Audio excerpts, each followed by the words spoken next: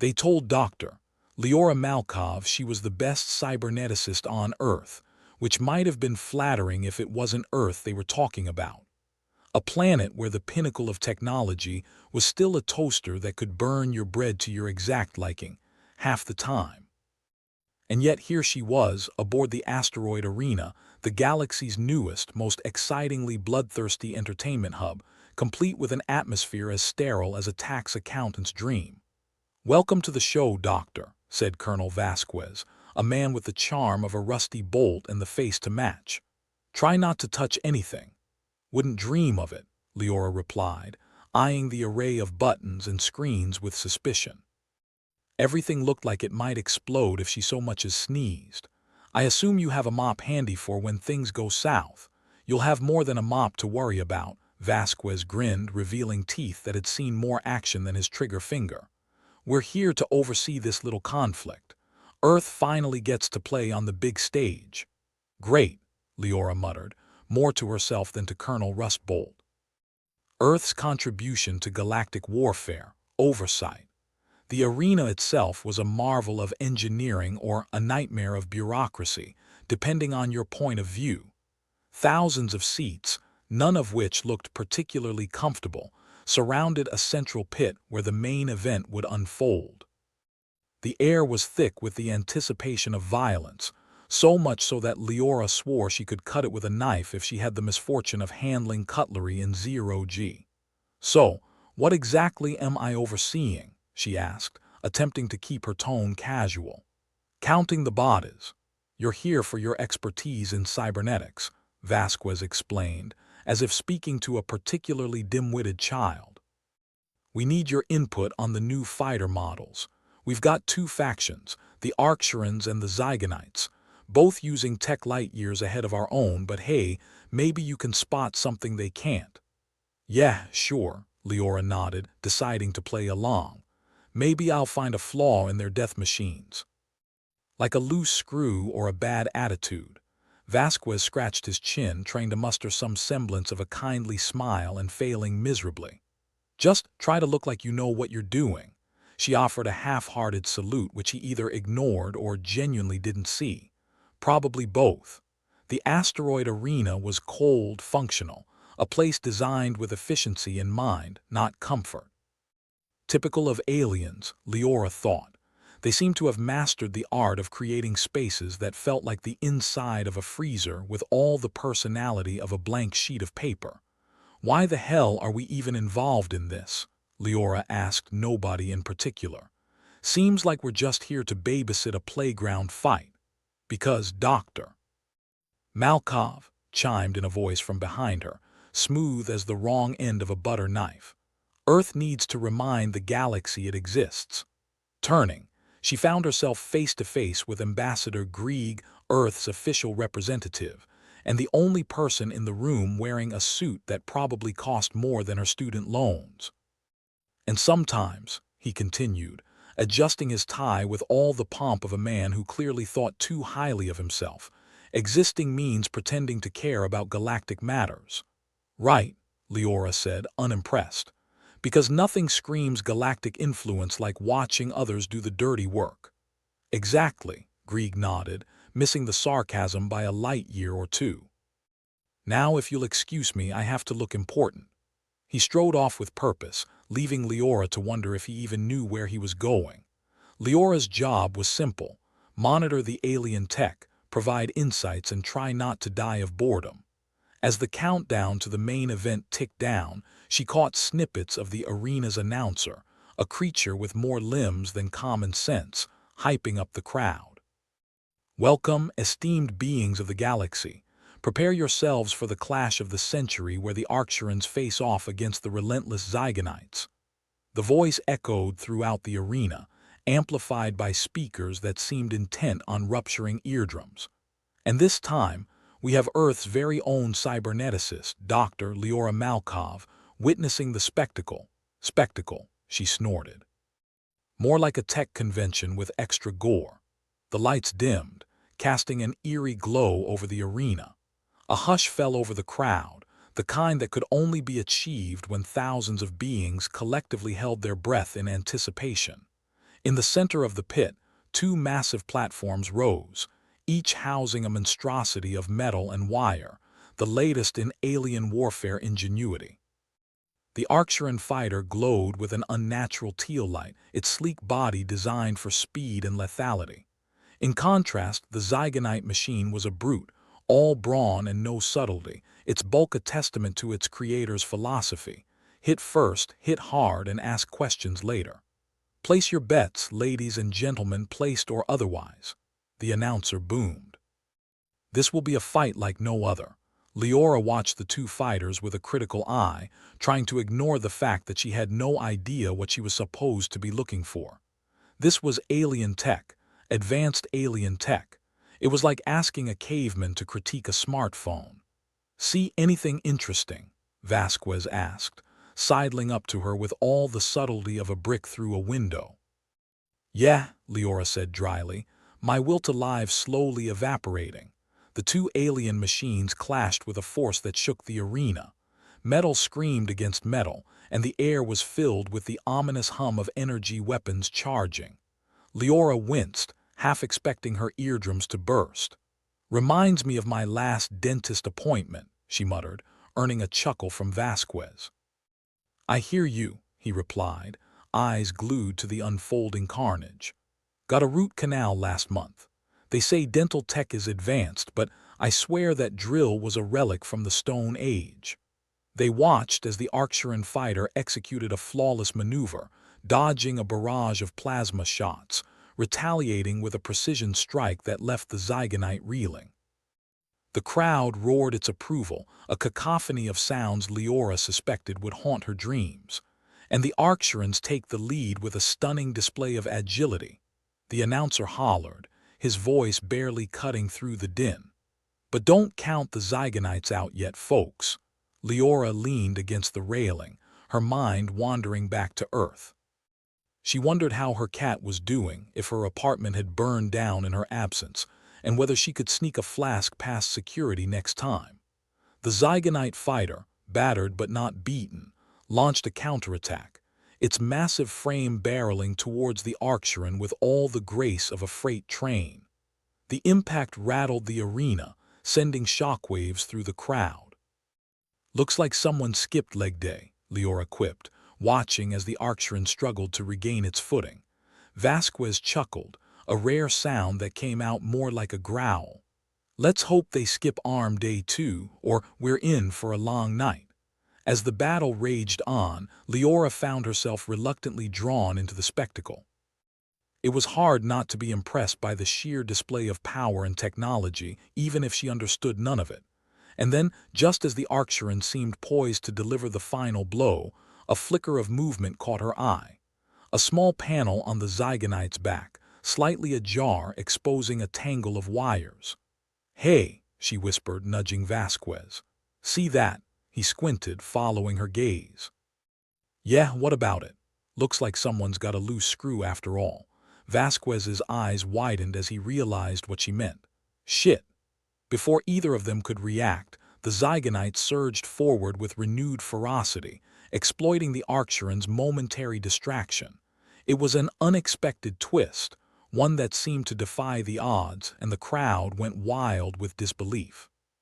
And in a stunning turn of events, the Zygonites have taken the lead, the announcer cried, his voice a mix of shock and excitement. "What an incredible battle we have on our hands." Leora watched in awe as the Zygonite capitalized on its advantage, forcing the Arcturan onto the defensive. And as the fight reached its climax, she felt a twinge of something she hadn't expected: hope. "Maybe we're not just here to babysit after all," she mused, more to herself than to Vasquez. He nodded, a rare grin spreading across his face. "Looks like you might be right, Doctor." The battle ended with the Zygonite's unexpected victory, a result that had the crowd buzzing with speculation and excitement. Leora watched as the fighters were led away, the arena's lights slowly returning to their normal brightness. As the cheers and applause continued to echo through the arena, she couldn't help but wonder what this meant for Earth. Maybe, just maybe, their role in this galactic dance wasn't as minor as she'd thought. "Hey," Vasquez said, breaking her train of thought. You did good spotting that. Thanks, Leora replied, feeling a swell of pride she hadn't expected. Guess I'm not just here to count bodies after all. And as she stood there, surrounded by aliens of all shapes and sizes, Leora realized something important. Earth might be small and insignificant on the galactic stage, but even the smallest player could make a difference. The thought brought a smile to her face, one that lingered long after the arena began to empty, leaving her alone with her thoughts and the promise of more battles to come. Earth had always been the galaxy's awkward sibling, too small to be menacing, yet too big to ignore. It was like being the kid who tried to join the cool gang but ended up holding their coats. Somehow, recent events had twisted Earth's strategic position into something that made it the perfect battleground. A cosmic joke, if you will. Leora couldn't help but wonder if the universe was just a bored teenager, and Earth, its favorite ant farm. She found herself listening in on a meeting of Earth's top representatives. It was held in a chamber with all the charm of a prison cell, a fitting metaphor for their predicament. The walls were a drab gray, the lighting harsher than a hangover, and the air carried the distinct aroma of desperation. Ambassador Grieg was there, naturally, his suit still looking as if it had been tailored from the tears of underpaid interns. "We have to accept the situation," he declared, with all the confidence of a man who's convinced a sinking ship is just taking on character. "The galaxy needs us, Leora mumbled, earning a few sideways glances. More like someone needs a scapegoat. Colonel Vasquez, slouched in a corner like a forgotten lawn ornament, grunted in agreement. His face held the expression of a man who just discovered his lottery ticket was one number short. "More like needs us to get shot at," he said. By proxy, of course. Earth's leaders were predictably reluctant. The idea of becoming a battleground ranked somewhere below mandatory dental surgery on their to-do list, but refusing was not an option. The higher-ups from various planets had dangled promises of technological advancements and alliances like carrots before a pack of starving rabbits. "Think of the benefits," Grieg continued, trying to put a positive spin on a situation as uplifting as a lead balloon. "We get access to their tech, their resources. It's a small price to pay." "A small price," Leora echoed, her voice laced with sarcasm. "Like signing a lease in a collapsing building because it has a nice view." The argument raged on, with Earth's representatives trying to claw their way out of the galactic pit they'd fallen into. But the universe, as it turned out, had a sense of humor as dark as the space between stars. Eventually, the decision was made. Earth would accept its role, under duress, and the threat of being turned into cosmic debris if they declined. As the meeting broke up, Leora found herself cornered by a new face. Rax Vorton was a name whispered with reverence and a healthy dose of fear among those who knew the galactic playing field. He'd entered the room unnoticed, like a shadow with a penchant for eavesdropping. His reputation as a tactician was legendary if your idea of legendary included a trail of destruction and chaos. "Dr. Malkov," he said, his voice smooth and calculating. "I've heard much about you." "Funny," she replied. "I haven't heard anything about you." Rax chuckled, a sound that dripped with enough oil to grease a starship. "I prefer it that way. Keeps things interesting. More like keeps you from getting assassinated," she muttered, but he didn't seem to mind. In fact, he seemed amused, as if he'd seen it all before and found it decidedly underwhelming. "They say you have a knack for seeing what others miss," he said, leaning in slightly. "I've always admired that in a person." Leora shrugged. "Just lucky, I guess. Or unlucky, depending on your point of view." "Luck has little to do with it," Rax replied. "Seeing the weak points, the vulnerabilities, it's a skill, one I could use." She raised an eyebrow. "And why would I want to help you? What's in it for me?" Rax smiled, a shark's grin that promised nothing but trouble. "The chance to turn the tide, to change the game. To prove Earth isn't just a conveniently placed punching bag." She considered his words, the reality of their situation settling in. Earth was already neck-deep in this galactic stew, and as much as she disliked the idea, maybe it was time to start swimming, or, at the very least, to learn how not to drown. "Fine," she said, with all the enthusiasm of a person agreeing to clean up a toxic spill. "Let's see what you've got." Over the next few days, Leora found herself embroiled in a whirlwind of strategy sessions, meetings, and briefings. The galaxy's movers and shakers all seemed to have descended upon the asteroid arena, eager to stake their claims and make their marks. It was a circus, really, with Earth as the unwitting ringmaster. And Rax Vorton was the ringleader, orchestrating chaos with the precision of a surgeon and the charm of a used space shuttle salesman.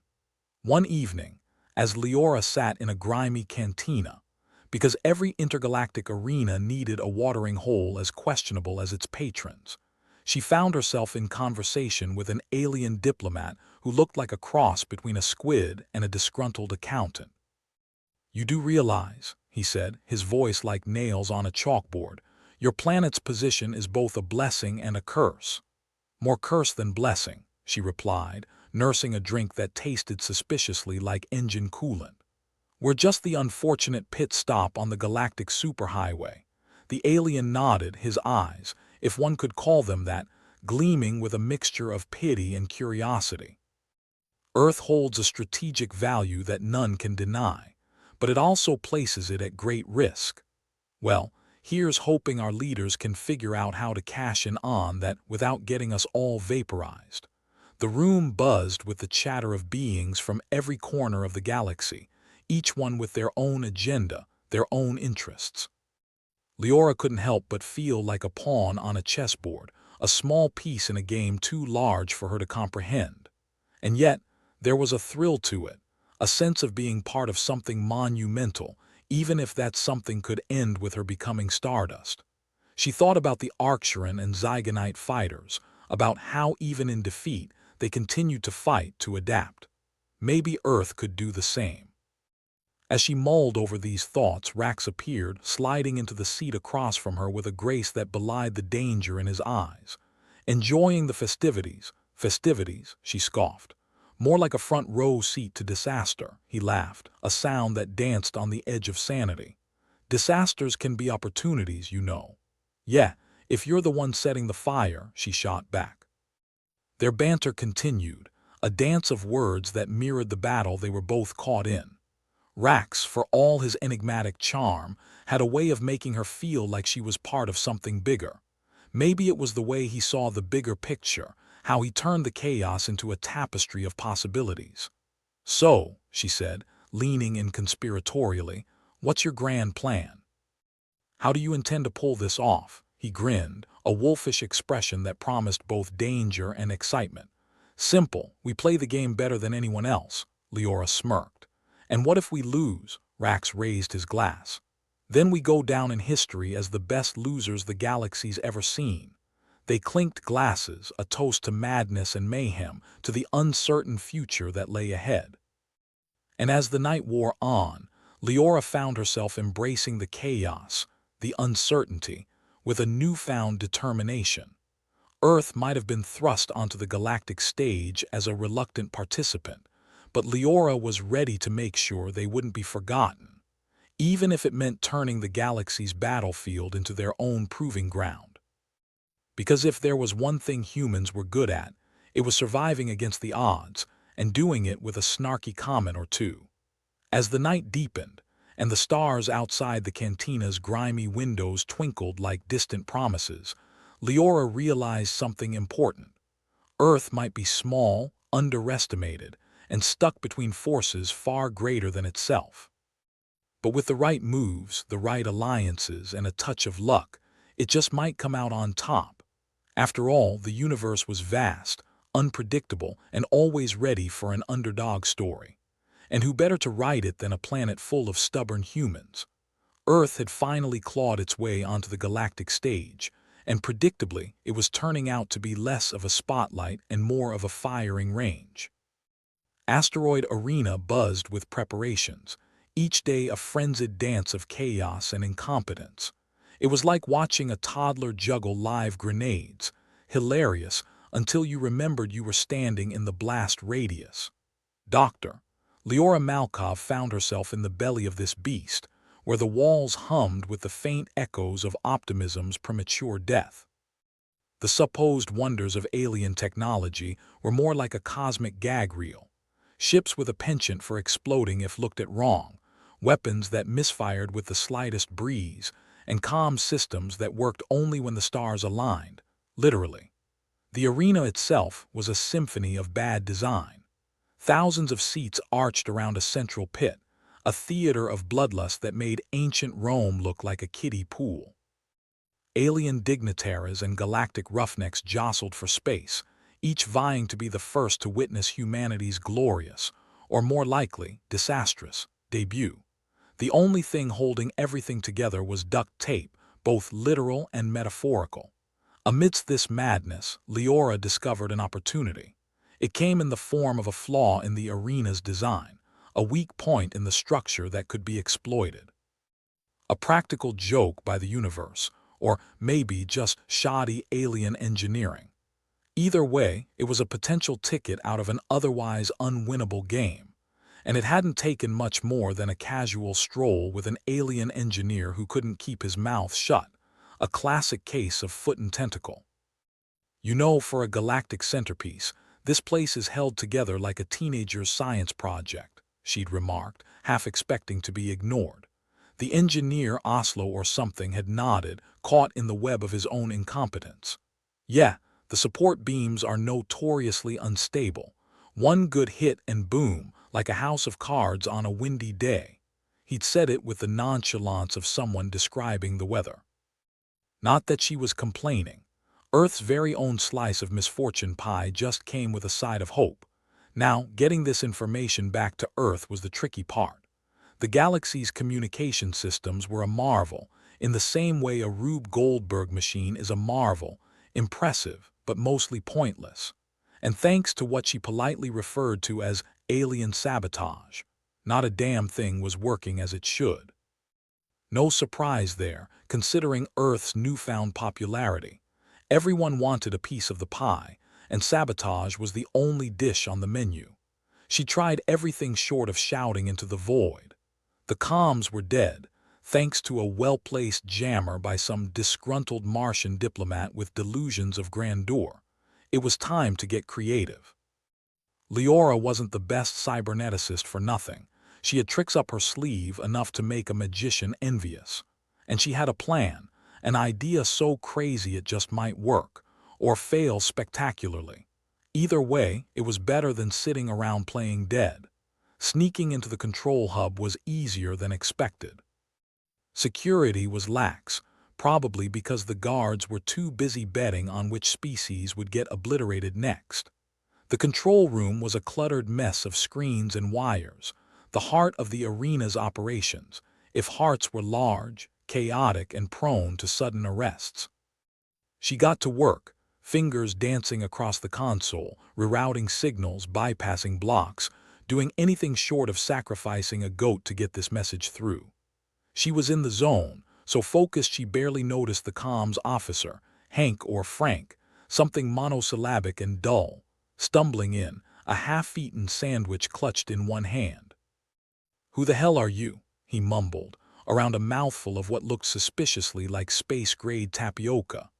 "Your worst nightmare," Leora muttered, not bothering to look up. Getting into a fistfight with a guy who barely qualified as a threat might have been fun, but she had more pressing matters like saving Earth from becoming a galactic skid mark. He blinked, confused enough to pause mid-chew. "Aren't you supposed to be? Somewhere else, probably." She finished her work with a flourish, hitting the last key with a flourish. The screen flickered, then died, taking with it any evidence of her handiwork. "Well, you're not authorized. Neither is that sandwich, judging by the smell." She brushed past him, leaving the room and its confused occupant behind. Back in the cantina, she found Rax leaning against the bar, exuding danger and charm like a black hole exudes doom. He looked up as she approached, a question in his eyes. "Good news or bad news?" he asked, handing her a glass of something bright enough to be radioactive. "Depends on your definition of good." She took a sip, grimacing at the taste. "I've found us a way out, or in, whichever." But it's a long shot. Good enough for me." He grinned, the kind of expression that made small children cry. "Care to elaborate?" Leora leaned in, glancing around to make sure they weren't overheard by any overeager eavesdroppers. "The arena's support beams are structurally unsound. One well-placed hit, and they'll come down like a house of cards in a gravity well." Rax nodded, considering this. "And you've let Earth know, kind of," she said, pushing her hair back. "Assuming my message got through the interference, and if it didn't," Leora shrugged. "Then we're screwed. But at least we'll have front row seats to the fireworks." Rax chuckled, a sound that could have been mistaken for something sinister if you didn't know him, or maybe even if you did. "I like your style, Doctor. Let's hope your luck holds." The rest of the evening passed in a blur of strategy sessions and hurried briefings, each one more urgent than the last. The tension in the air was palpable, a beast lurking just out of sight, waiting to pounce. As she made her way back to her quarters, Leora couldn't help but feel a twinge of excitement. For all the danger and uncertainty, there was an undeniable thrill in knowing the role she played. Earth was in over its head, and with any luck, she just handed them a life raft.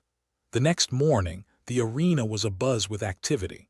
Fighters were preparing for the battles to come, each one eager to prove their worth in the grand theater of galactic warfare.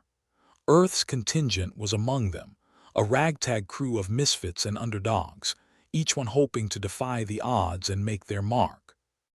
Leora found herself at the heart of the chaos, advising on strategy, offering insight where she could. It was a juggling act, keeping all the pieces in play, but she thrived on the challenge. It was here, amidst the madness, that she felt most alive. As she worked, she couldn't help but think of the flaw in the arena's design, the weak points she discovered. It was a gamble, a wild card that could turn the tide in Earth's favor or doom them all to a spectacular defeat. But as the day wore on and the anticipation built to a fever pitch, she knew one thing for certain: she wouldn't have it any other way. Earth was in the fight of its life, and she was right there with it, ready to see it through to the bitter end. The arena was packed to the brim, a cacophony of noise and excitement as the first battle commenced. Leora stood on the sidelines, watching as the combatants clashed in the center pit. From her vantage point, she could see everything: the desperation, the determination, the flickers of hope that refused to die. It was a spectacle, a show of force and bravery that left her breathless. And then, as if on cue, it happened. A stray shot, a lucky hit, striking the arena's weak point with pinpoint precision. There was a moment of silence, a heartbeat stretched into eternity, and then the world erupted into chaos. The arena shook, a groan of metal and concrete collapsing in on itself. People screamed, scattering like leaves in a storm, rushing for the exits as the structure began to crumble. Leora watched it all unfold, a small smile playing on her lips. It was a disaster, a catastrophe of epic proportions, but it was also a chance for Earth to rise from the ashes and claim its place among the stars. As the dust settled and the survivors emerged, blinking in the harsh light of reality, she knew their work was far from over. But for now, at least, they'd survived. Against all odds, they'd managed to turn the tide, to seize victory from the jaws of defeat. And as the debris cleared, revealing the battered but unbroken fighters who'd made it through, Leora couldn't help but feel a surge of pride. Earth had been underestimated, ignored, left to fend for itself in a galaxy that saw it as nothing more than a convenient battleground. But they'd proved them all wrong. They'd defied the odds, challenged the status quo, and emerged stronger than ever. It was a victory, however small, and one they'd earned through grit, determination, and a healthy dose of snark. As the survivors gathered, exchanging stories and laughter amidst the debris, Leora knew one thing for certain: Earth might be small, underestimated, and caught up in forces beyond its control, but with the right moves and a little luck, it could come out on top. They had a long way to go, battles yet to be fought, alliances yet to be forged. But for now, at least, they'd earned themselves a brief moment of triumph. And as the stars twinkled overhead, a reminder of the vast universe waiting to be conquered, Leora knew they were just getting started. The sudden chaos of the arena's collapse had left everyone reeling, but Leora had been born into chaos and raised by its unruly hand. So when the dust settled, she did what came naturally. She moved. With the kind of luck that would make gamblers weep, she slipped through the cracks in the pandemonium, dodging falling debris and the scrambling masses. Because right then, hidden among the screams and the rumble of collapse, a new threat was slinking her way, a threat with an even murkier agenda than the structural incompetency of the asteroid arena. She was halfway to the temporary quarters when a familiar, unpleasant tingle pricked the back of her neck, like the universe's version of a nudge and wink.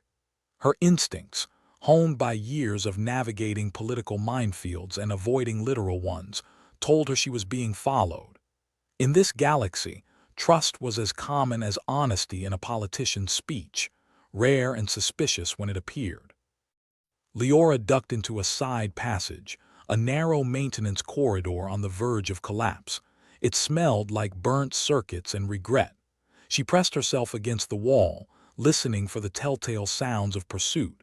Heavy footsteps, too deliberate, the kind belonging to someone who had a vested interest in ensuring her permanent absence from any future galactic gatherings.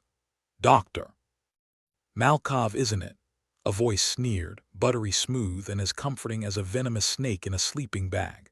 She glanced over her shoulder, spotting the silhouette of a figure blocking the passage. Tall, cloaked, and armed to the teeth, because why not overdo a bad idea? It was always the well-armed ones who had more balls than brains. "And you are?" Leora asked, buying time, her mind racing through possible escape routes. "Not that there were many, maybe two if you counted the air vents, assuming you were the size of a starved ferret. Just someone tasked with cleaning up a certain earthly mess," the figure said, reaching inside his cloak. "You've become quite the inconvenience, Doctor." Before Leora could comment on the tragic inevitability of her life becoming a melodrama, a blur moved past her. Rax appeared, faster than a bureaucratic cover-up, and slammed into the would-be assassin. There was a brief, ugly scuffle, punctuated by the sort of grunts you'd expect during a vigorous workout or a particularly bad breakup. "Want to give me a hand here?" Rax grunted, grappling with the figure who was, impressively, holding his own. "Oh, sure," Leora said, as if this kind of thing happened every Tuesday. She dug into her pocket and pulled out a small, ugly device, a makeshift stun gun she'd concocted from the arena's malfunctioning components. She tossed it to Rax, who caught it without looking, jabbing it into the assailant's side. There was a crackling sound, followed by a smell reminiscent of fried circuits, and the cloaked figure crumpled to the floor.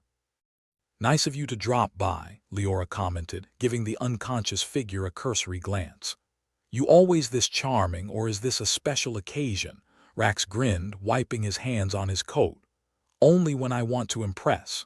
They moved swiftly, leaving the corridor and its new decor, one unconscious body, behind. It was time to regroup, to find somewhere less likely to be the scene of an accidental death. The makeshift command center on the far side of the arena would have to do. The place was packed with the usual flotsam and jetsam of galactic diplomacy, diplomats, soldiers, and the odd journalist rumbling about the mess they'd all somehow managed to survive another day. When they arrived, the chaos was still palpable, like a hangover that refused to fade. People were still buzzing around, everyone trying to figure out what had happened, why, and how they could spin it into something resembling a victory. "Leora," Colonel Vasquez barked, spotting her from across the room. He cut through the chaos like a knife. "What the hell is going on?" "Oh, not much," she replied, leaning against a console. "Just dodged an assassination attempt by a fan club I didn't know I had." "What about you?" Vasquez didn't crack a smile. He never did, probably because his face might crack under the strain. "Did you get a look at them?" "Not really, but I'm guessing they weren't here for autographs." She glanced at Rax, who was examining a security feed on one of the screens. "I knew we were making waves," Rax interjected, "but hiring a hitman seems a bit redundant."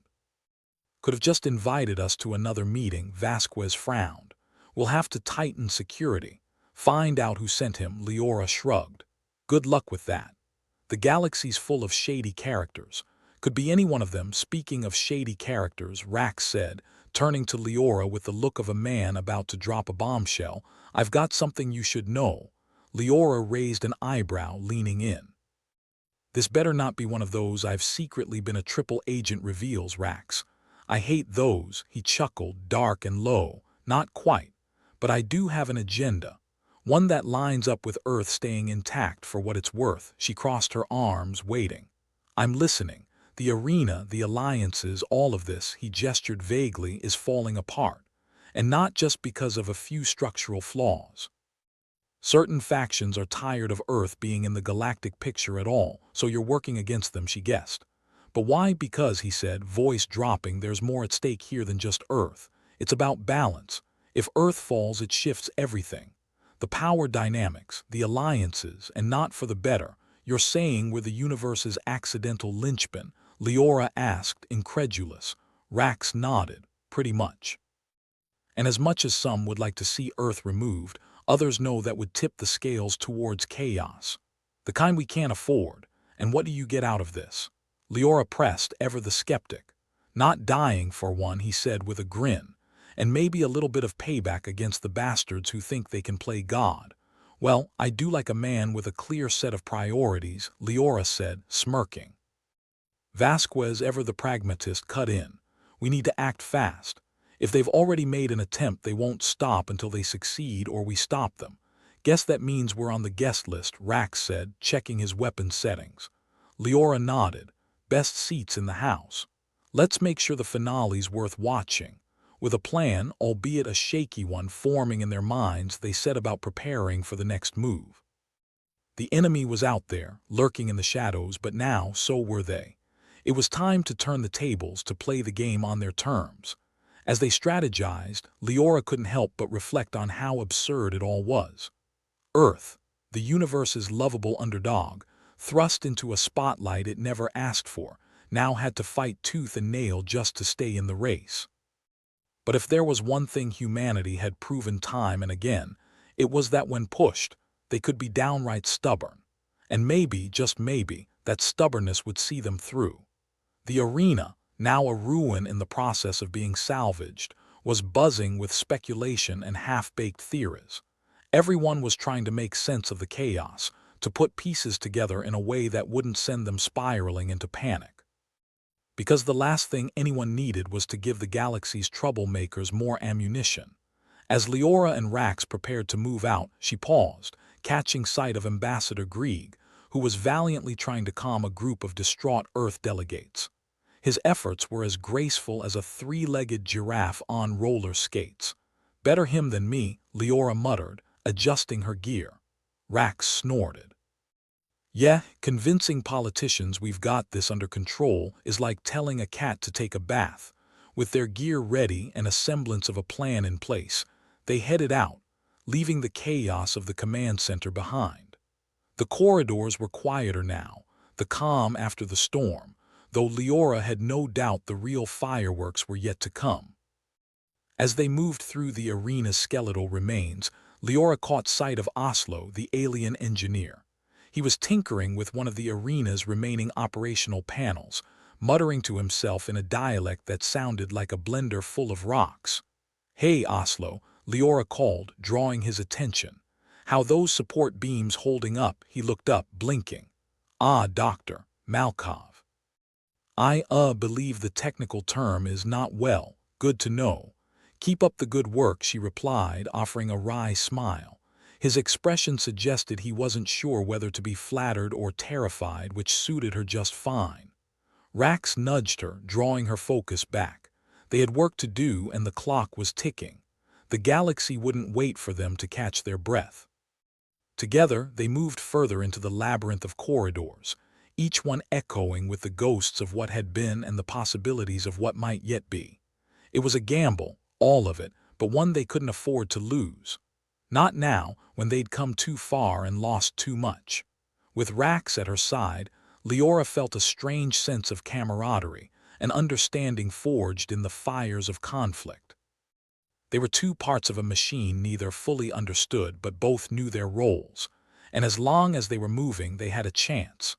The corridors wound on, leading them deeper into the heart of the arena's remains. As they moved, urgency thrummed through them, propelling them forward. Because if there was one thing they could agree on, it was this: they weren't going down without a fight. And as they stepped into the shadows, ready to face whatever lay ahead, Leora couldn't help but smile. After all, there was something undeniably exhilarating about staring down the universe's worst and daring it to do its worst. "Bring it on," she whispered to the dark expanse, her voice steady and full of defiance. Because if there was one thing humanity had in spades, it was the audacity to survive. The silence before a storm is never comforting. It's the universe's way of saying, "Buckle up, kids, it's about to get interesting." And as Leora and Rax crept through the dim corridors of the asteroid arena, the silence was deafening, a prelude to chaos lurking behind every corner. "Ever get the feeling this is all some elaborate prank?" Leora muttered, glancing over her shoulder for the umpteenth time, her hand gripping the makeshift blaster she'd cannibalized from the arena's supply closet. "Sure, but I think I missed the punchline," Rax replied, his eyes scanning the shadows like he was expecting them to jump out and demand his lunch money. "You know, the kind of joke where the galaxy redefines your notion of worst day ever." They emerged from the service tunnels into what used to be the arena's main concourse, now resembling the aftermath of a rock concert no one enjoyed. Rubble and debris littered the ground like confetti at a sad, abandoned carnival. And in the center of it all, Ambassador Grieg was trying to project authority, like a cat pretending to be a lion. "We need all personnel at their battle stations." Grieg shouted, though it was more of a desperate plea than an order, given the way his voice cracked on the last word. Rax snorted. "If he tries to rally the troops any harder, he'll pull a muscle." "Give him credit for trying," Leora said, scanning the faces around them. Soldiers, engineers, and the occasional diplomat who looked like they'd rather be anywhere else. "We're gonna need everyone pulling in the same direction." Vasquez, ever the beacon of grim pragmatism, approached them, eyes glinting with the kind of sharpness that suggested he hadn't slept or blinked in days. "We've got reports of alien forces massing on the perimeter," he said, as if announcing the start of a particularly dreary board meeting. "They're not waiting for an invitation." "Great, just what we need." "More uninvited guests," Rax drawled. "Guess they're big on surprises, huh?" Leora said. "What's the plan, Colonel? Or do we just wing it and hope for the best?" Vasquez gave her a look that suggested hope was the last thing on his mind. "We hold the line. By time for reinforcements, reinforcements." Rax raised an eyebrow, aiming for skepticism but landing somewhere closer to outright disbelief. "From where?" "The League of Bottom Feeders. Command assures us they are on their way," Vasquez replied, his tone implying what he thought of assurances. "Until then we fight with what we've got, which is?" Leora asked, dreading the answer. "Us," Vasquez said with a grim smile. "Ah, so we're screwed." "Got it," Rax said, checking his weapon. "Let's make it a good show, then." The call to arms rippled through the ranks, a low murmur building into a surge of movement. Soldiers locked and loaded, engineers tried to coax life out of malfunctioning tech, and the stragglers found themselves swept along by necessity's tide. Leora and Rax joined the throng, taking positions at the arena's edge where the fight would be fiercest. Out there beyond the crumbling barriers the enemy waited, sleek alien ships hovering like predatory birds, weapons trained on Earth's ragtag defenders. "Kind of makes you miss the Cold War, doesn't it?" Leora remarked, squinting at the enemy line. "Cold Wars don't explode," Rax pointed out. "I like my conflicts with a little less collateral damage." "Picky, picky," Leora said, pressing a button to activate the defense grid. At least, she hoped it was the defense grid. With alien tech, there was always a chance it could be a self-destruct sequence. The air hummed with tension, the ominous sound of alien engines mingling with the frantic chatter of human preparation. This was it, The kind of battle that bards would sing about if bards had particularly low standards. "Here they come," Vasquez barked, and the sky lit up with the brilliance of alien firepower. It was like watching fireworks if the fireworks had a vendetta against you personally. The first wave hit hard, energy blasts slamming into the arena's makeshift barricades. Leora ducked as debris rained down, the smell of scorched metal filling the air, a scent she was becoming far too familiar with. "Welcome to Earth," Rax muttered, firing off a volley of shots that streaked across the battlefield. The return fire was immediate and merciless, a dazzling display of hostility that lit the night like an unwelcome sun. "Think they've heard of hospitality?" Leora asked, her voice barely audible over the cacophony. "Doubtful," Rax replied, reloading with the speed of a man who knew any delay could be his last. "Seems they skipped the diplomacy lesson in favor of a crash course in how to ruin someone's day." The battle raged on, a symphony of chaos and destruction. The alien forces advanced with relentless precision, their superior technology a stark contrast to Earth's patchwork defenses. Human ranks were thinning, each loss a punctuating silence in the orchestra of war. "Losing too many," Vasquez shouted, his voice a lifeline in the chaos. "Pull back, regroup." Leora and Rax fell back with the others, retreating to the inner circle where the fighting was fiercest.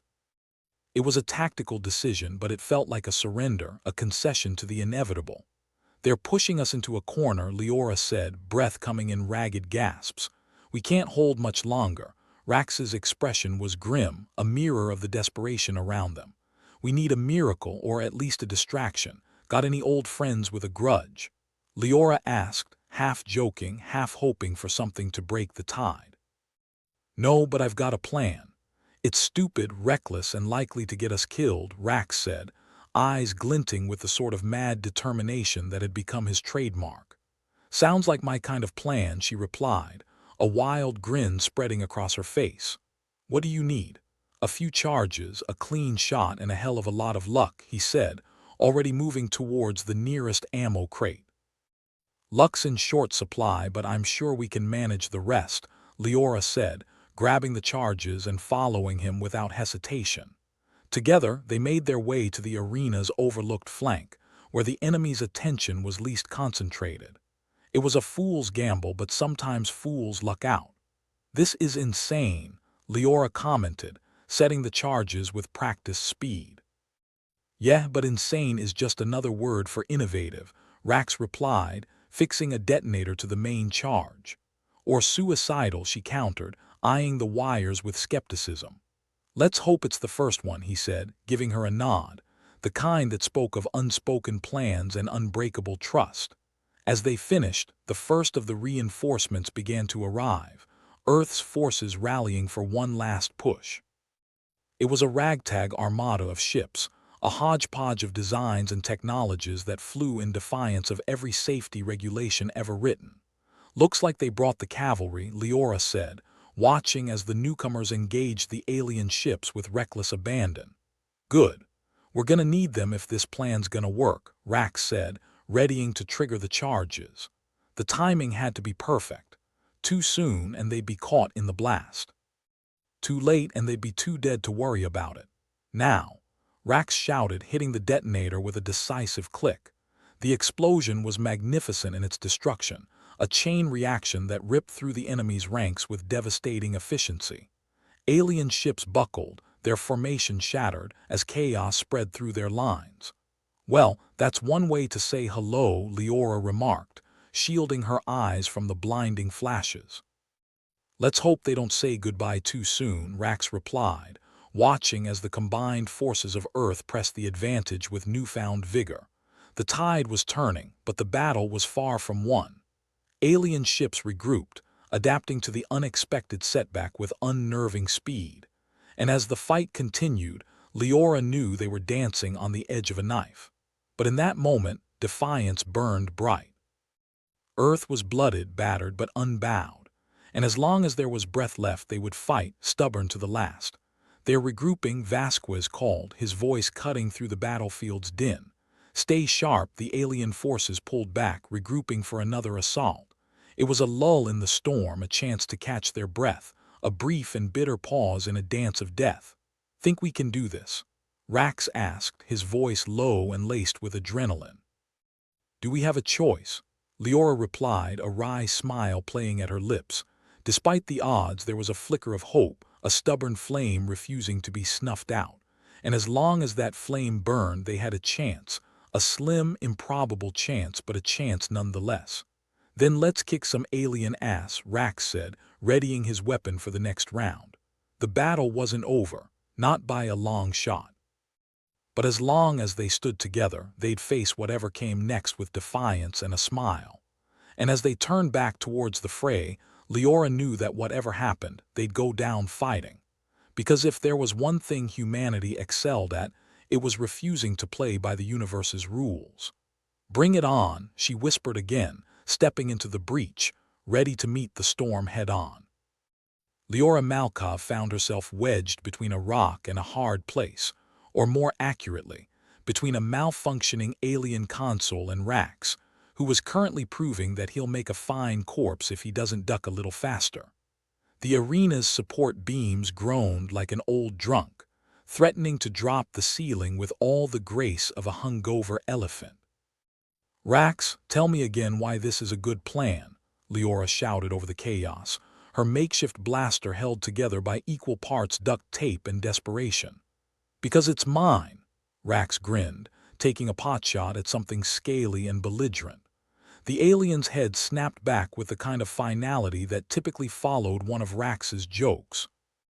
Not your best work, Leora said, nodding at the dead alien like it might take offense from the grave.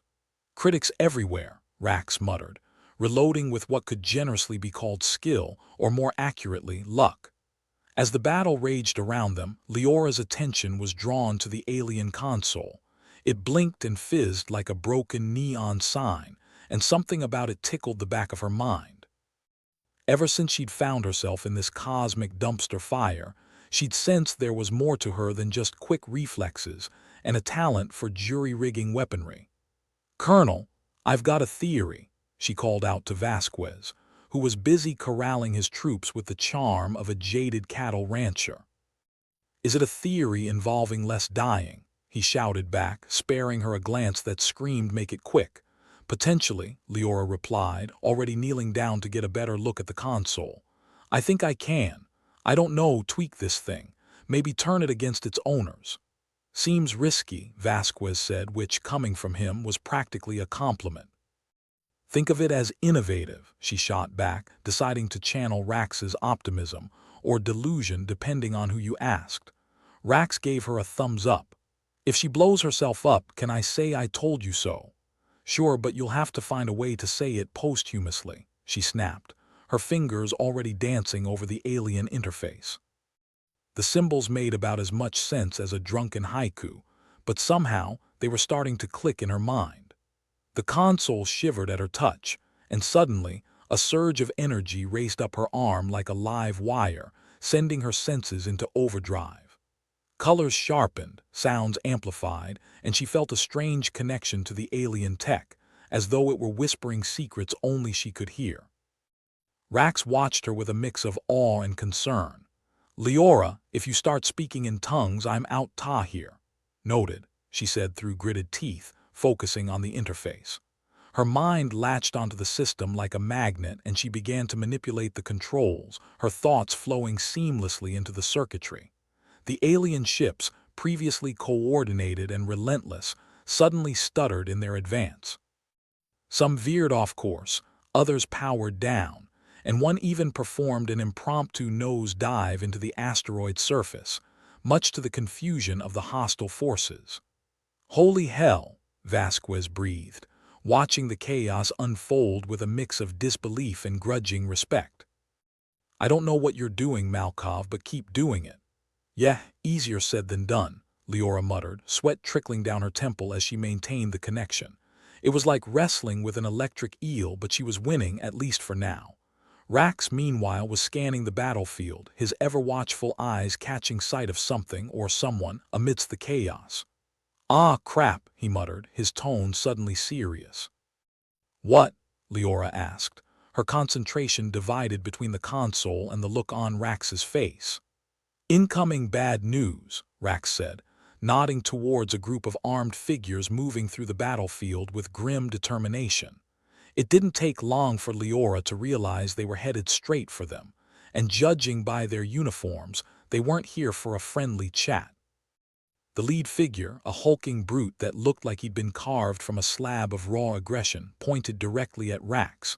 "So, you finally showed up," Rax muttered under his breath. "Guess the secret's out, huh?" Leora's brow furrowed as she glanced at him. "Care to elaborate before they start shooting?" Rax sighed, a sound that carried the weight of someone who'd been postponing the inevitable. "All right, confession time. I might have been working both sides. You know, collecting intel, playing both fields, keeping my options open. You're a double agent," she asked, her voice rising in pitch. "More like a triple agent, but let's not split hairs," Rax replied, flashing her an apologetic grin. "And when were you planning to tell me?" "After breakfast," he offered, ducking as a bullet whizzed past them. "You know, trust issues aside, a little warning would have been nice," she hissed, firing back at the advancing squad. "Yeah, well, now you know," Rax said, taking cover behind a conveniently placed piece of debris. "But look, I've got an idea. We can use this, capitalize on their distrust. If I can get close, I might be able to throw them off balance." "And what exactly does close entail?" Leora asked, eyeing the approaching figures warily. "Close enough to convince them I'm still one of theirs, long enough to sabotage their comms," Rax said, pulling a small device from his belt. "This little gadget can fry their communication system, at least temporarily." Leora hesitated, her mind racing. It was a risky play, but desperation had a way of making crazy sound reasonable. "Fine," she agreed, her voice tight with tension. "But if you double-cross us, I'll personally make sure you regret it." Rax held up his hands in mock surrender. "Trust me, I'm done with deception. Besides, double-crossing you would take way more energy than I've got right now." With a reluctant nod from Leora, Rax made his move, slipping into the shadows like a ghost. As he approached the enemy squad, his demeanor shifted, taking on an air of authority that seemed to resonate with the figures around him.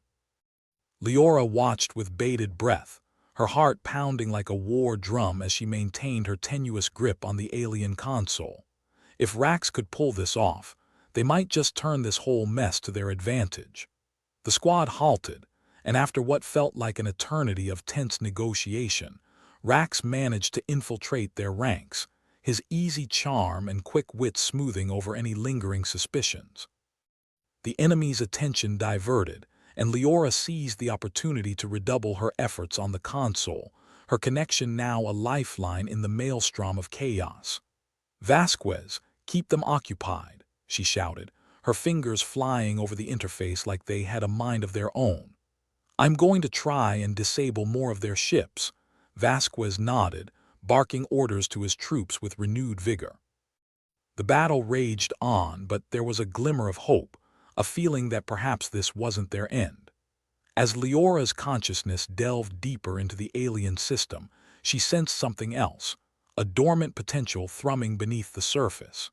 It was as if the technology, in all its complexity and alienness, was waiting for someone like her, someone who could understand it on a level beyond the physical. With a mental nudge, she activated a sequence buried within the system, a series of commands that leapt from her mind into the circuitry. The response was immediate and overwhelming.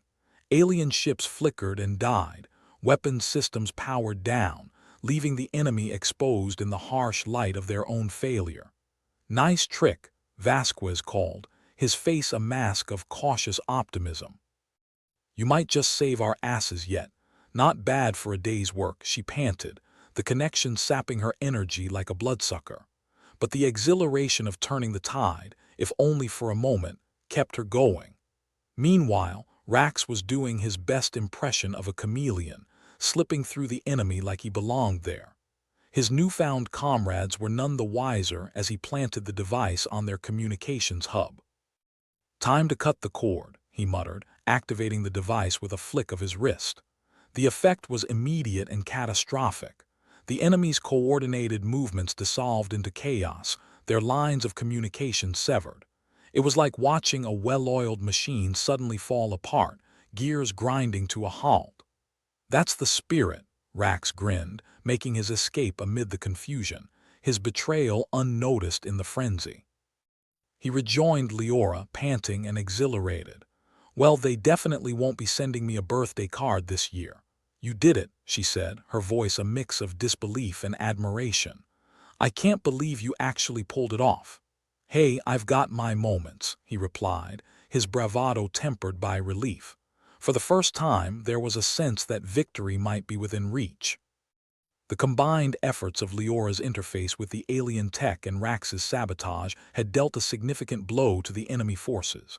But the battle was far from over, and survival was still a day-to-day gamble.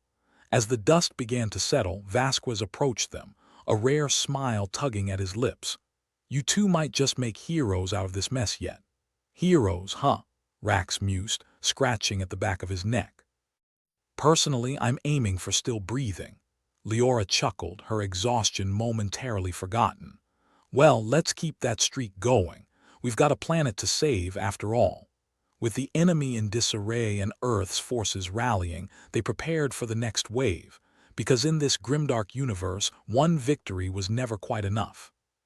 But as long as they had each other and a clear goal in sight, they'd fight their way through, grit and gallows humor intact. And if the universe didn't like it, well, that was just too damn bad. Leora Malkov looked over the makeshift readout on her alien console, the symbols still dancing in front of her eyes like a particularly aggressive bout of vertigo.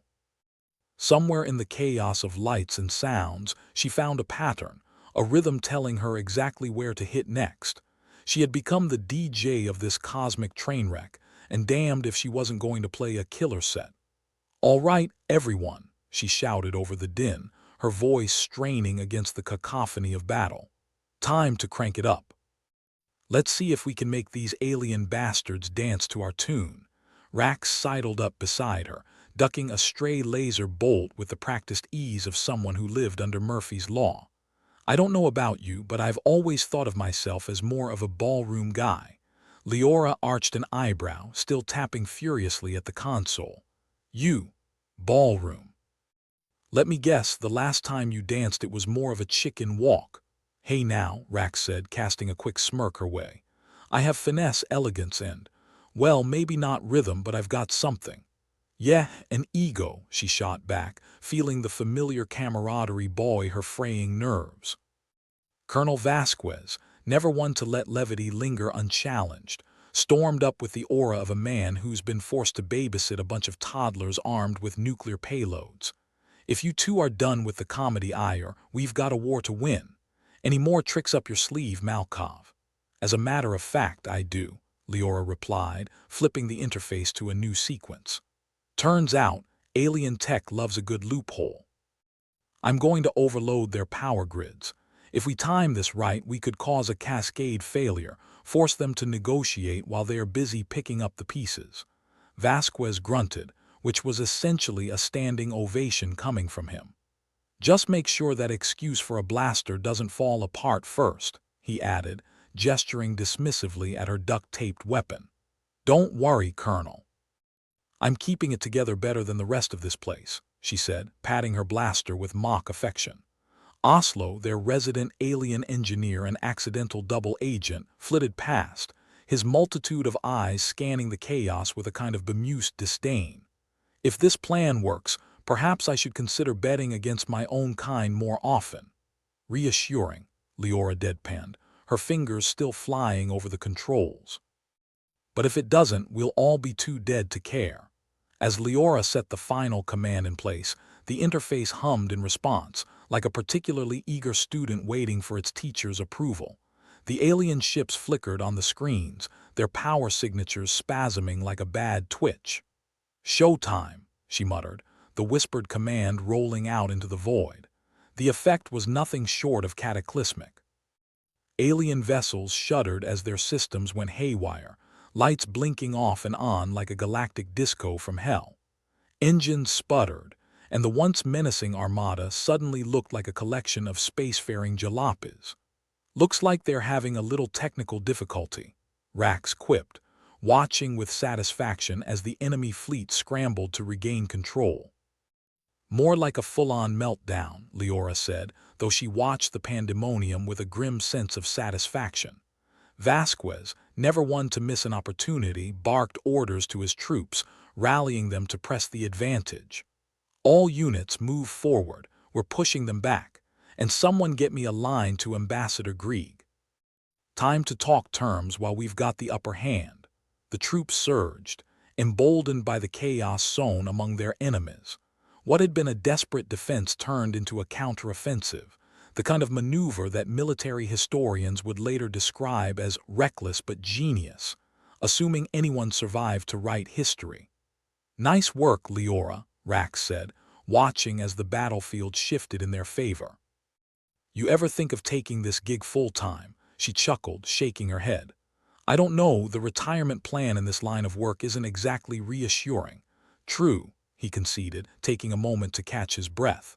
"Still, not bad for a kid from Earth, right?" "Not bad at all," she agreed, allowing herself a rare moment of pride. But there was no time to bask in the glow of victory just yet. The battle might be turning, but this was far from over. Ambassador Grieg eventually made his way to their position, his expression a mix of relief and barely concealed panic. "Colonel Vasquez, please tell me you have a plan to capitalize on this." Vasquez gave a curt nod. "I plan on forcing them to the table, Ambassador. They're in disarray, and if we apply the right pressure, they'll have no choice but to negotiate." "And how exactly do you propose we do that?" Grieg asked, his tone suggesting he'd heard one too many half-baked schemes today. "We keep doing what we've been doing," Leora interjected. "Hit them hard and fast until they realize we're the biggest thorn in their side." Grieg looked from Leora to Vasquez, a glimmer of hope in his eyes. "And what if they refuse? What if they choose to fight to the death?" Rax piped up, his voice dripping with sarcasm. "Then we make sure they regret that decision before we go down. Simple as that." The ambassador managed a weak smile. "Reassuring as ever, Rax." With the plan set, the humans pushed forward, leveraging their newfound advantage to maximum effect. The alien forces, unused to facing opponents who thrived on unpredictability, found themselves caught off guard, their carefully laid strategies crumbling under the weight of human tenacity. As the chaos unfolded, Leora couldn't help but marvel at the sheer audacity of their situation. Here they were, a ragtag group of Earth's finest, or least worst, turning the tables on a technologically superior foe with little more than grit and a penchant for improvisation.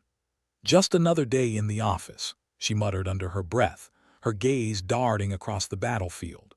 Oslo, who had taken up a position nearby, offered a rare nod of approval. "Your species has a strange talent for survival. Almost makes me glad I got stuck with you lot." "High praise," Leora replied dryly. "I'll make sure to put that on our intergalactic resume." The tide continued to turn, and as the alien vessels faltered, the once ominous armada began to retreat, their formations dissolving into disarray. It was a sight that would have been almost beautiful if it weren't for the whole life and death aspect.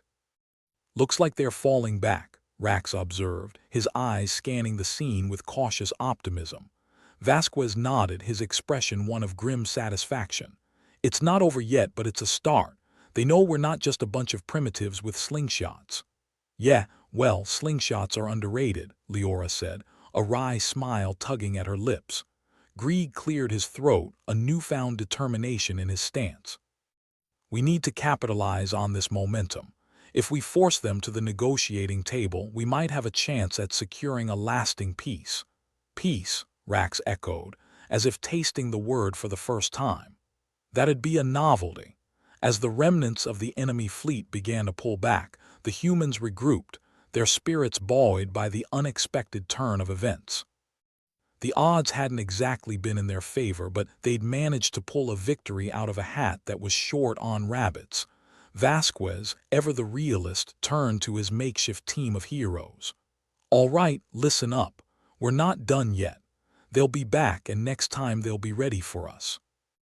We need to make sure that we're one step ahead. Hey, as long as we've got Leora and her alien magic tricks, I'm not too worried, Rax said, casting a teasing glance her way. Keep it up, Rax, and I'll start charging for my services, Leora shot back, though the tension in her shoulders eased ever so slightly. Fair enough, he conceded with a grin. As the dust began to settle and the immediate threat receded, Leora allowed herself a moment to breathe, her mind still buzzing with the echoes of alien circuitry. They'd done the impossible, or at least the highly improbable, and lived to tell the tale. Well, for now anyway. With the enemy in retreat and negotiations on the horizon, it seemed like maybe, just maybe, they had a chance at something resembling a future.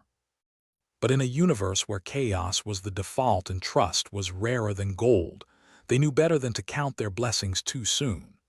After all, the universe had a way of reminding you just how small and insignificant you really were, usually right before it tried to kill you.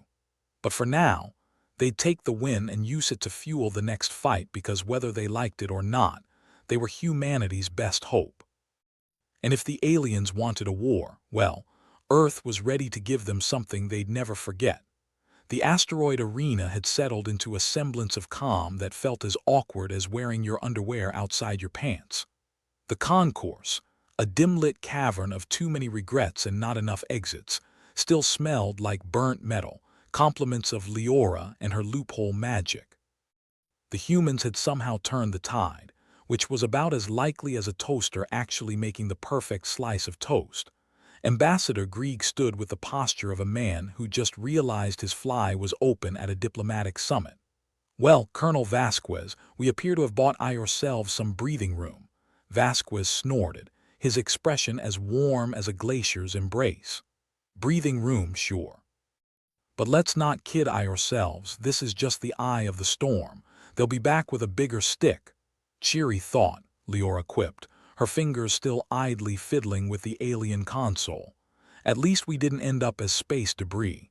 Small victories, right? Rax, leaning against a precarious support beam like he had a death wish, chuckled. Hey, if we can pull this off again, they might start thinking Earth is some kind of death planet. Oslo's multiple eyes blinked in what Leora assumed was agreement. Your planet has a peculiar charm, a blend of chaos and ingenuity. It's refreshing. Never heard Earth called refreshing before, Rax said, his grin matching the smirk in his voice. Usually it's more like backwards mudball or primitive cesspit. Leora shrugged, her mind half on the alien tech she was scavenging for future mischief. If we're gonna be stuck in the galaxy's doghouse, might as well redecorate. The ambassador, ever the optimist, by necessity, not nature, interrupted their banter with a cleared throat. His expression was a mix of hope and resignation, like a man who's asked for an espresso and been handed decaf. We need to capitalize on this victory, gentlemen and ladies. Secure a peace treaty, make sure Earth isn't just a temporary inconvenience. Nothing like a little peace to spoil a perfectly good war, Rax said, folding his arms. But hey, I'm all for not dying. Vasquez nodded, a rare hint of agreement in the gesture. We'll force them to the negotiating table. Grieg, you're the smooth talker here. I assume you've got a few tricks up your sleeve besides pleading desperation. Grieg gave a thin smile, the kind you'd find at a funeral. I'll do my best to dazzle them with Earth's many charms, like not blowing up their ships or, existing. High bar, Leora said as she adjusted her makeshift blaster, which now looked more like a Frankenstein experiment than ever. But if they buy it, drinks are on you, Grieg. Rax chimed in. I'll take mine with a little umbrella. Makes the end of the galaxy feel quaint. Oslo, who had been quietly monitoring whatever alien frequencies he could pick up, turned to the group, his alien features unreadable. Incoming message. They wish to discuss terms. Talk about timing, Leora muttered as she checked the interface, her mind racing through scenarios. Let's see if we can pull this off without turning into a cautionary tale. Vasquez took command, issuing orders with the efficiency of a man who's spent too long dealing with life-or-death decisions. "All right, people, we need to put on our best faces. Grieg, you play nice. Leora, keep that console ready, just in case they need a reminder of what we're capable of. And Rax," Vasquez continued, "try not to antagonize them too badly." Rax gave an innocent shrug. "Who, me?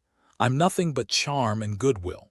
"Sure, and I'm the Queen of the Moon," Leora snorted, earning a chuckle from Oslo, who appeared genuinely amused by human banter. As they prepared for the negotiations, the humans managed to cobble together an impromptu meeting room from the wreckage, though calling it a room was generous. It had walls, sort of, and the lighting was more dramatic than practical, casting shadows that could make a mouse look like a lion. Grieg took center stage, smoothing down his rumpled suit, a token of professionalism amid chaos. The connection flared to life, alien faces appearing on the screen, their expressions inscrutable and devoid of the warmth humans faked so well. Grieg opened with the sincerity of a used car salesman. "Greetings.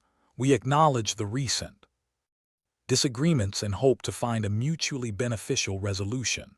The lead alien, possessing the charming visage of a squashed crab, responded in a voice that sounded like someone strangling a bagpipe. "You have proven unexpectedly resilient. We would prefer not to expend further resources on what should be a trivial matter." "Trivial, huh?" Rax whispered to Leora, his voice low and amused. "Guess we're the galaxy's most annoying mosquito," Grieg pressed on, his tone practiced and diplomatic. "We propose a treaty to ensure peace and mutual benefit. Earth has much to offer: technology, culture, and a fresh perspective." The alien leader hesitated, their eyes narrowing in calculation. "Your world is unique. We are willing to discuss terms provided your unpredictability is kept in check." Leora, unable to resist, muttered under her breath, "Unpredictable's just another word for fun." Oslo, understanding the gravity of the situation despite his usual detachment, added in a low voice, "We must emphasize cooperation, not dominance. Your species' unpredictability can be both an asset and a liability." Grieg nodded, keeping his focus on the negotiations. "Our unpredictability is simply a reflection of our adaptability. We can be valuable allies rather than adversaries." The alien leader's silence stretched into a moment that felt eternal, a pause pregnant with possibilities both promising and dire. Finally, they spoke. "We will consider your offer. A temporary ceasefire will be enacted so terms may be discussed in greater detail." Rax exhaled a breath he didn't realize he'd been holding. "Well, that's something. Better than a flat-out no." "Yeah," Leora agreed, trying to ignore the adrenaline still coursing through her veins. "Guess we're not getting vaporized today. Celebrate the little things." As the aliens cut the connection, the atmosphere in the room shifted from tense to relieved disbelief. They had done it. They had actually managed to scrape together a chance at peace from the clutches of chaos. Grieg, looking like he had just survived a heart attack, turned to Vasquez. "We need to formalize these talks. Secure Earth's sovereignty in the galaxy. If we can get them to recognize our right to exist, we might just have a future worth fighting for." Vasquez nodded, his expression grudgingly respectful. "You did good, Grieg. Let's hope they don't change their minds." "Let's hope," Grieg echoed, though his eyes held a flicker of hope amidst the cynicism. Leora took a moment to look around at their ragtag team of unlikely heroes. "So who would have guessed we'd actually pull it off?" Rax raised an imaginary glass. "To improbable victories and living to tell the tale." Oslo, who had developed a surprising fondness for human idioms, nodded solemnly. "To not becoming space dust." With the immediate threat averted and negotiations underway, the team disbanded to prepare for the next steps. Leora found herself wandering the corridors of the arena, the echoes of past battles whispering through the walls. The makeshift blaster hung heavy at her side, a reminder of just how close they'd come to the edge. As she walked, she thought about Earth, that awkward little planet that nobody in their right mind had bets on. Against all odds, they'd survived. Maybe it wasn't always pretty or dignified, but humanity had a way of surprising even itself. Rax caught up with her, his footsteps echoing in the quiet. "Hey, you okay?" Leora nodded, a small smile playing on her lips. "Yeah. Just thinking about how we managed to turn this mess into something resembling a win." "Well, credit where credit's due. You pulled off one hell of a magic trick with that alien tech." Leora chuckled, shaking her head. "I guess, but it wasn't just me. It was all of us, you Vasquez, even Grieg. We actually managed to make something work." Rax grinned, the kind of grin that was infectious despite the odds. "Yeah, but don't get too comfortable. Knowing us, we'll probably mess it up again soon enough." "True," Leora agreed, feeling a warmth in her chest that had nothing to do with the ambient temperature. "But if we do, at least we've got each other to blame." As they walked together through the dim corridors, the weight of the past and the uncertainty of the future hung heavy in the air. But this time the weight was shared, and that made all the difference. "Hey," Rax said suddenly, a mischievous glint in his eye. "You ever think about what comes next? I mean, if we do manage to pull off this peace thing." Leora paused, considering the question. I guess we keep doing what we do best, surviving, adapting, maybe even thriving if we're lucky." "And then what?" Rax pressed, his curiosity genuine. "Then we make sure the galaxy remembers that humans aren't just background noise in the great cosmic drama," Leora replied, her voice steady with determination. "We make sure they know we're here to stay." "Not bad for a kid from Earth," Rax said, his tone teasing but full of respect.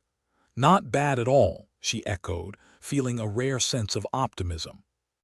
As they continued down the corridor, the future felt less like an inevitable disaster and more like a challenge they might just be ready to face.